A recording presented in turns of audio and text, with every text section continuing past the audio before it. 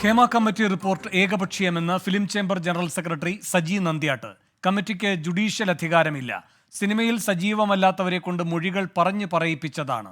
റിപ്പോർട്ടിന്റെ അടിസ്ഥാനത്തിൽ സിനിമയെ ഒന്നടങ്കം മോശമാക്കരുതെന്നും സജി നന്ദ്യാട്ട്. ഹേമ കമ്മിറ്റി റിപ്പോർട്ട് എന്ന് പറയുന്നത് ഏകപക്ഷീയമാണ്. അത് ജുഡീഷ്യൽ പവർ ഉള്ളതല്ല. അത് ആരോപണം മാത്രമാണ്. അത് മാത്രമല്ല, ആരോപണം ഉന്നയിച്ചവരാരാണെന്നുള്ളത് ഞങ്ങൾക്ക് അറിയണം. കാരണം ചില പ്രധാനമായി നിൽക്കുന്നവരെക്കാൾ അപ്പുറം ഈ സിനിമയിൽ സജീവമല്ലാത്ത ചിലരെ പ്ലാൻ ചെയ്ത് വിട്ട് ഇത് പറയിച്ചതാണ്. കാരണം ഹേമ കമ്മിറ്റി റിപ്പോർട്ട് ട്രിവാൻഡ്രത്ത് കുറച്ച് പേരെ എടുപ്പിക്കുകയും ഇവിടെ എറണാകുളത്ത് സ്റ്റഡി ചെയ്ത് ഇവരെ വിടുകയാണ്. ഒരു സ്റ്റഡി റൂമിൽ നിന്നും ഹോം ട്യൂഷൻ കൊടുത്ത് വിട്ടിരിക്കുകയാണ്. ഇന്ന ആക്ഷേപങ്ങൾ പറയണം. WCCയുടെ ഭാഗത്തുനിന്നും പ്രധാനപ്പെട്ട ആൾക്കാരും തന്നെ മോശപ്പെട്ട ഒരു അഭിപ്രായം പറഞ്ഞിട്ടില്ല. സിനിമയെ ഒന്നും ആക്ഷേപിക്കേണ്ട കാര്യമില്ല. ലോകത്തെല്ലാ മേഖലകളിലും പുഴുക്കുത്തുകളുണ്ട്, മോശപ്പെട്ട പ്രവൃത്തിയുണ്ട്. നിതിൻ അംബുജൻ കൊച്ചിയിൽ നിന്ന് കൂടുതൽ വിവരങ്ങളുമായി ചേരുന്നു. നിതിൻ, എന്തൊക്കെയാണ് സജി നന്ദ്യാട്ടിന്റെ ആരോപണങ്ങൾ?